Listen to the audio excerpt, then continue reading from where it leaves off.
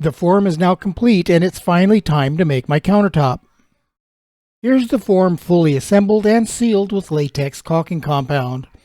That is the same stuff you would use to seal the windows in your house.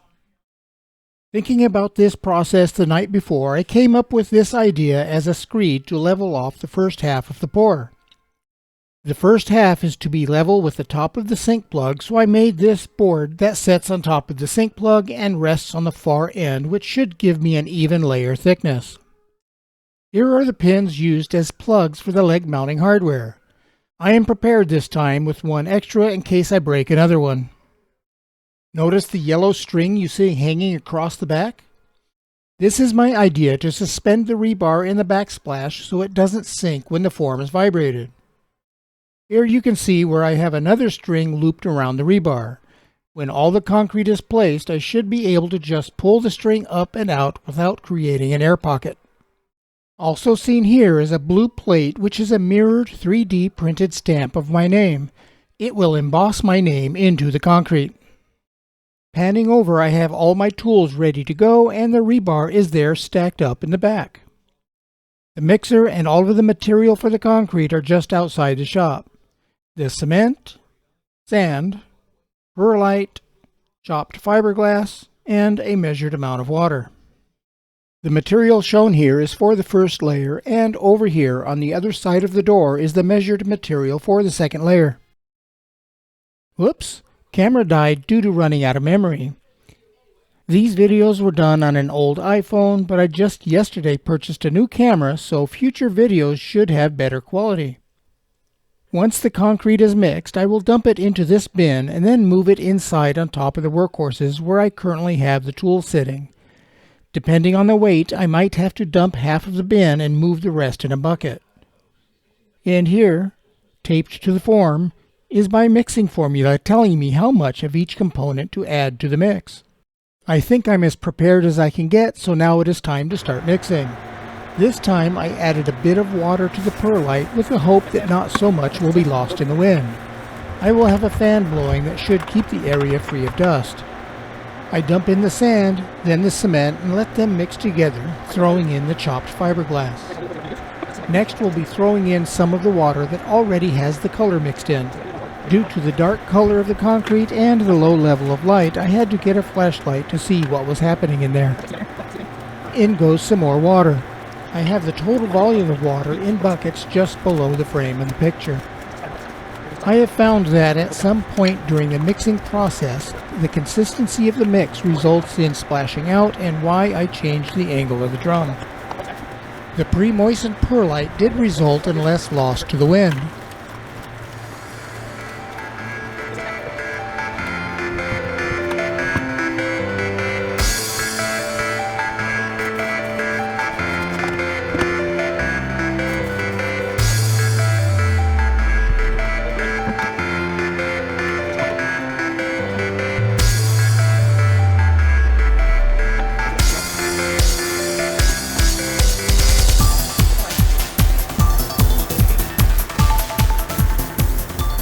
Probing down to the bottom of the bucket to make sure I have a consistent mix. It is important to limit the amount of mixing because the perlite will break down. This is the first time I've mixed a large batch and I'm learning as I go. At this point, what is in the bucket is a bunch of perlite coated balls of sand and cement, and I'm thinking it's not enough water.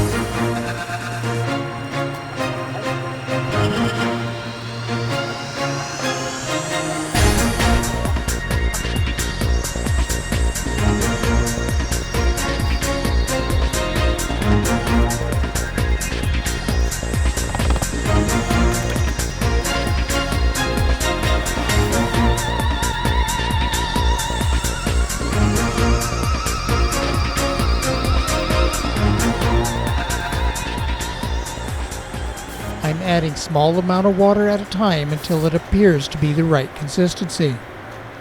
I was beginning to think that once mixed, it needs to sit a while for it to allow the moisture content to even out.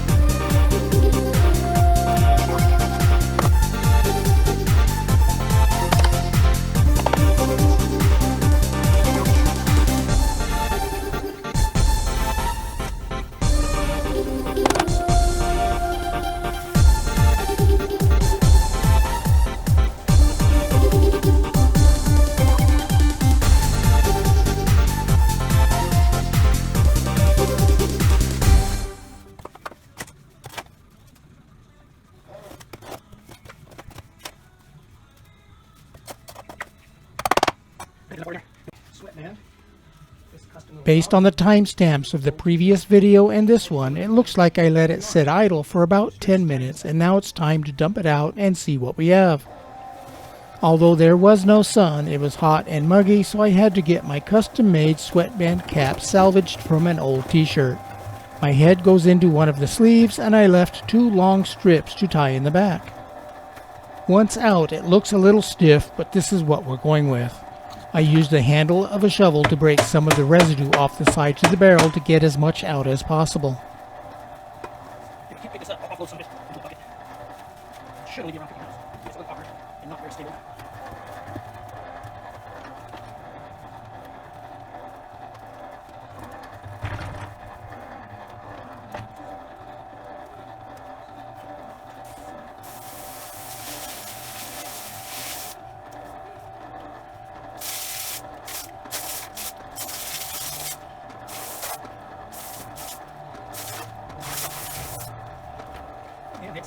I would have been able to pick it up, but the bin is too flexible and I was worried that it would crack, so we need to offload some of it into a bucket before taking it inside. Now it is time to move this show into the shop.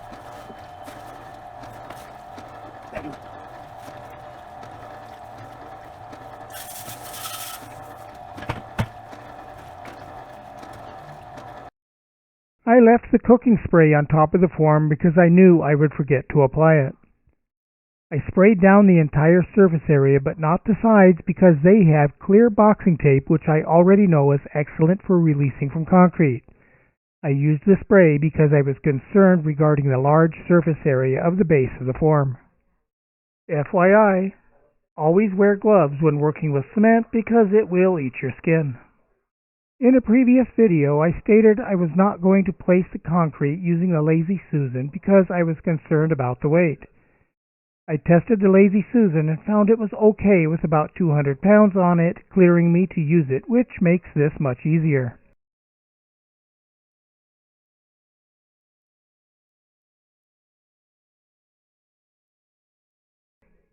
After I placed the first scoop in the end of the backsplash, I grabbed the vibrator to settle it down in that corner.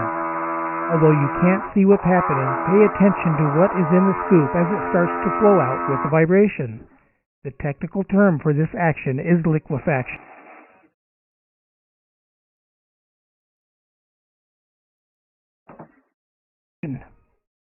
I placed a bit of concrete on each end of the rebar to ensure it stays centered and then continued to fill the rest of the backsplash.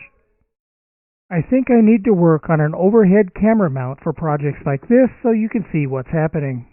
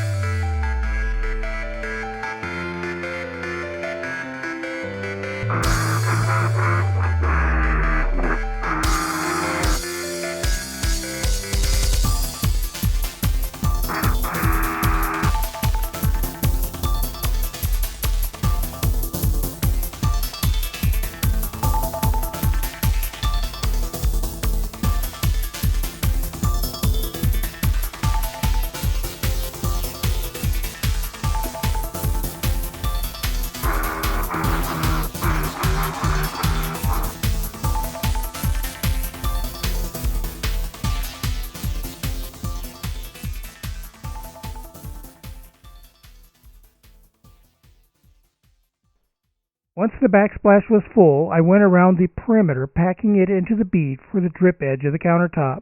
Then, after also packing it around the drain, I start to fill up the form.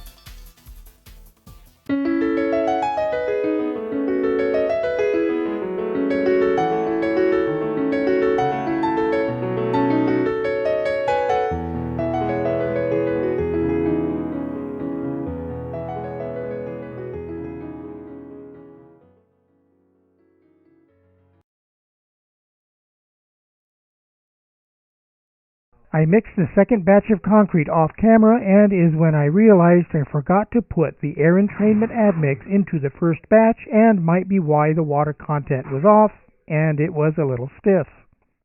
The air entrainment admix improves strength and cold weather performance, as well as reducing the amount of water that is needed. You will see that although I used less water in this batch, it actually flows easier, maybe too easy. I did have a concern that the two layers are significantly different and could result in cracking, but it has been in use for over a year now with no issues. Also, for this mix, I put in all of the water before adding the perlite, and I was able to get it to the correct consistency much faster. Now, after a couple of scoops, I test the custom screed, and it works perfectly.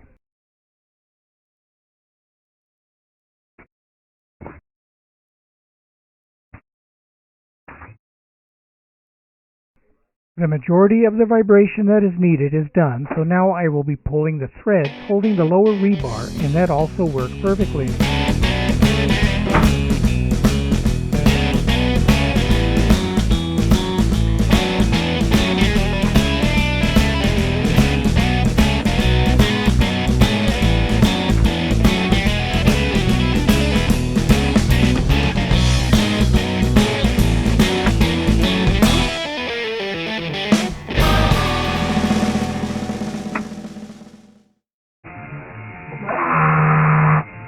A little bit of vibration sealed the tunnel left when the mason spring was extracted.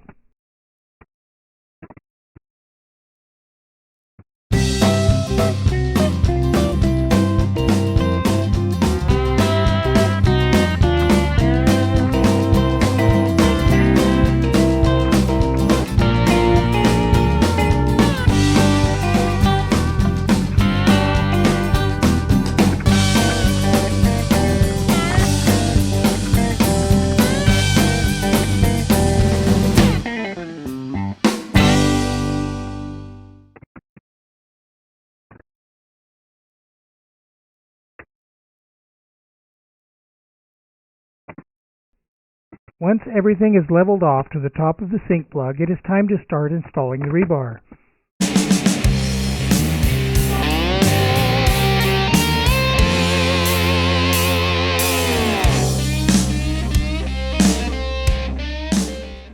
Normally this would be done as you're pouring because gravel would prevent you from pressing in the rebar, but without gravel in the mix, it's easy to push down to the desired level and then trowel over the top.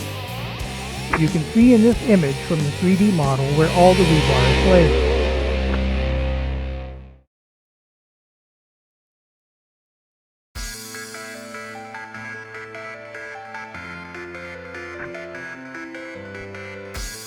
Then I found some of the concrete got into the holes for the anchor bolt jig, and then I had to get out a drill bit to clean out the holes for the dowel pins. I should have put tape over them.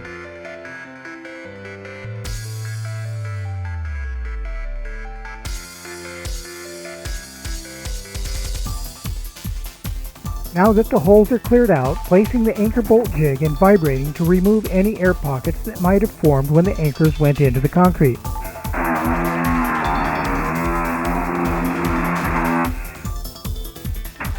And at this point, the base of the form is now filled. Now it is time to install the upper form and fill up the walls. And again, I forget to install the plugs for the leg mounting hardware. I guess I did not practice enough. I got almost 1/4 of the way around before having to start over. I am such a tonto.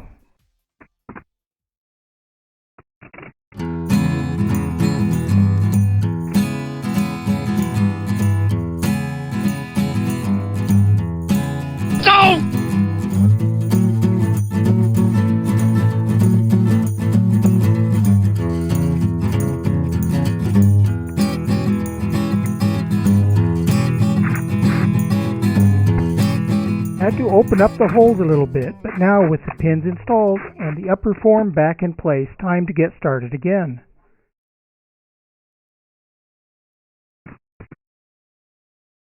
I went around the form, packing it in until I met the other side and found there was a significant amount of water that showed up.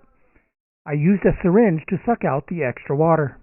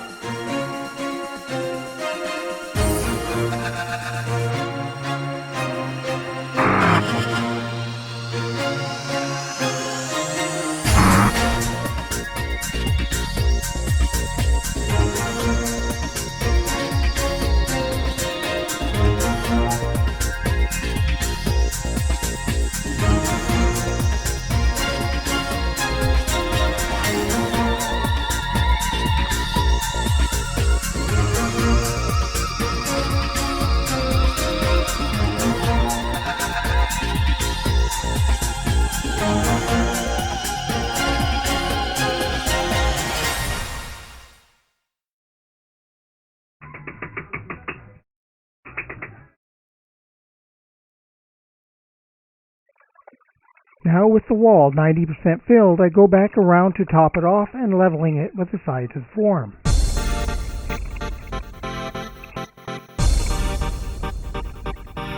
A little bit of vibration to settle and release any bubbles, and almost done.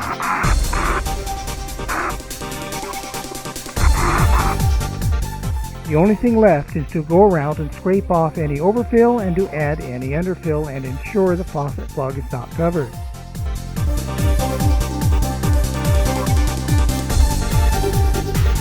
I took what was left over in the bin and put it in some buckets to make some small stepping stones.